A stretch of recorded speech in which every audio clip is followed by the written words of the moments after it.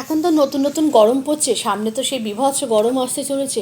আর এই সময় মনে হয় আমরা মাছ মাংসর থেকে নিরামিষ সবজি খেতে বেশি ভালোবাসি। আমার তো মনে হয় আমার মতো আপনারা অনেকেই আছেন যারা কিন্তু নিরামিষ সবজিটা খেতে বেশি ভালোবাসো। তাই আজকে তোমাদের সাথে একটা খুব সুন্দর রেসিপি শেয়ার করব। আশা করি প্রত্যেকের ভালো লাগবে। যারা বেগুন খেতে পছন্দ করো না তারাও কিন্তু হাত চেটেপুটে বেগুন খাবে। যদি তোমরা বেগুন না খেতে পছন্দ করো, তার যারা খাবে না তারা কিন্তু এই গ্রেভিটা দিয়েই শুধু ভাত খেয়ে নেবে। সেরকমই একটা সুন্দর রেসিপি তোমাদের সাথে শেয়ার করব। নমস্কার, আমি অন্তরা। আপনাদের চ্যানেল অন্তরা কুকিং চ্যানেলে আপনাদের সবাইকে জানাই অনেক অনেক স্বাগত।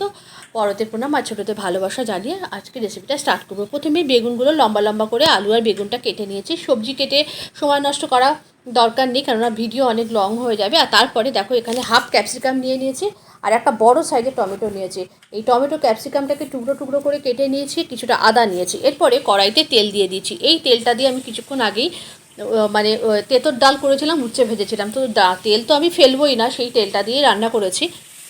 আর তেলটা নিয়ে গরম হয়ে গেলে এর মধ্যে ক্যাপসিকাম, টমেটো, আদা, লঙ্কা দিয়ে খুব ভালো করে দেখতে পাচ্ছ এরকমভাবে ভেজে নেবে।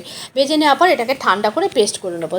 তারপরে কড়াইতে আবার একটুখানি সর্ষের তেল দিয়ে দিয়েছি। তেলটা গরম হলে একটু হলুদ আর লবণ দিয়ে প্রথমে আলুগুলোকে ভেজে নেবো। আলুগুলো একটু এরকম বড় বড় করে দেবে, আর এখন তো নতুন আলু ঝটপট সেদ্ধ হয়ে যাবে।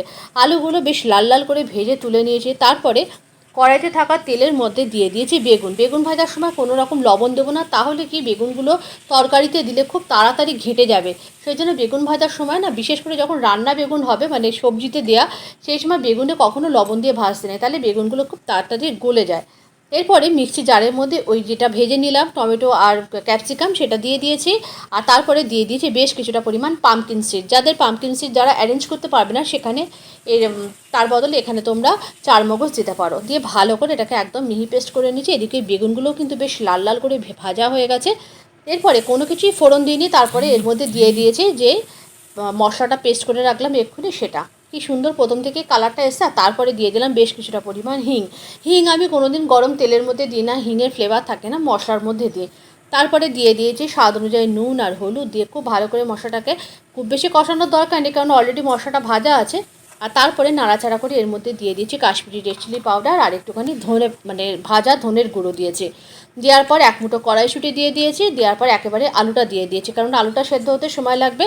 কড়াইশুঁটি আর আলু খুব ভালো করে কষিয়ে নিয়েছি। এরপরে মিক্সি জার ধোয়া জলটা দিয়ে দিয়েছি। দিয়ে খুব ভালো করে এটাকে ফুটতে দিতে হবে। আর যখন ফুটবে এই সময় এর মধ্যে টেস্ট ব্যালেন্সের জন্য চিনি দিয়ে দিয়েছি। নিরামিষ সবজি মিষ্টি মিষ্টি হলে খেতে ভালো লাগবে।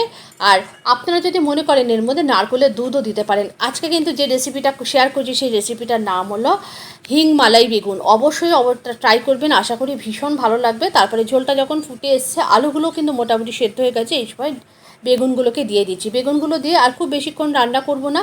এদিকে বেশ কিছুটা পরিমাণ কাসুরি মেথি আমি সবসময় একটা কৌটোর মধ্যে রোস্ট করে রেখেছি, মানে একটু ড্রাই রোস্ট করে রেখেছি, সেটাই একটুখানি হাত দিয়ে গুঁড়িয়ে দিয়ে দিলাম। আর এর মধ্যে যেটা দিয়ে দিয়েছি সেটা হলো, যদি ঘরে আপনাদের মালাই থাকে মানে দুধের স্বাদ থাকে, অবশ্যই দুধের স্বাদ দিতে পারেন। যাদের নেই তারা ফ্রেশ ক্রিম দিতে পারেন। আমি এখানে বেশ কিছুটা পরিমাণ ফ্রেশ ক্রিম দিয়ে দিলাম। এই ফ্রেশ ক্রিম দেওয়ার সাথে সাথে এই যে রান্নার স্বাদটা একেবারে 3 গুণ 4 গুণ বেড়ে যাবে, মানে অসম্ভব সুন্দর স্বাদ। যারা বেগুন খাও না তারা শুধু এই গ্রেভিটা দিয়ে খেয়ে দেখতে পারো, অসম্ভব ভালো লাগবে, খুব ভালো হয় খেতে। তারপরে খুব ভালো করে মিশিয়ে নাড়িয়ে চাড়িয়ে দিয়েছি। এর মধ্যে আমি কোনো ধনেপাতা ব্যবহার করিনি, কারণ এখন না ধনেপাতাটা খেতে ভালোও লাগছে না। আর যেহেতু আমি এতে কসুরি মেথি দিয়েছি, ধনেপাতা ফ্লেভারটা ভালো লাগবে না। আর সব শেষে ওপর থেকে একটু ঘি ছড়িয়ে দিয়েছি। ব্যাস, রান্নাটা একেবারে রেডি হয়ে গেছে। একদম গরম গরম সার্ভ করে নিয়েছি। রুটি, পরোটা, গরম ভাতের সাথে ভীষণ ভালো লাগবে, পোলাওয়ের সাথেও খুব ভালো লাগবে। কেমন হয়েছে রেসিপিটা অবশ্যই জানিও। যদি ভালো লাগে তাকে অবশ্যই একটু লাইক কমেন্ট করো। নিত্য নতুন রান্নার আপডেট পেতে অবশ্যই অন্তরার পেজের সাথে যুক্ত থেকো। আর আবারও দেখা হবে পরবর্তী ভিডিওতে আর একটা নতুন কোনো রেসিপির সাথে। আর অবশ্যই কিন্তু এই হিং মালাই বেগুনটা তোমরা ট্রাই করো। নিরামিষ দিনগুলোতে এই এক পদেই কিন্তু পুরো ভাত সাবার হয়ে যাবে। তাহলে অবশ্যই বানিও আর অবশ্যই কমেন্ট করে জানিও যে রেসিপিটা তোমাদের কেমন লাগলো। আবারও দেখা হবে পরবর্তী ভিডিওতে আর একটা নতুন কোনো রেসিপির সাথে। ততক্ষণ সবাই ভালো থেকো, সুস্থ থেকো।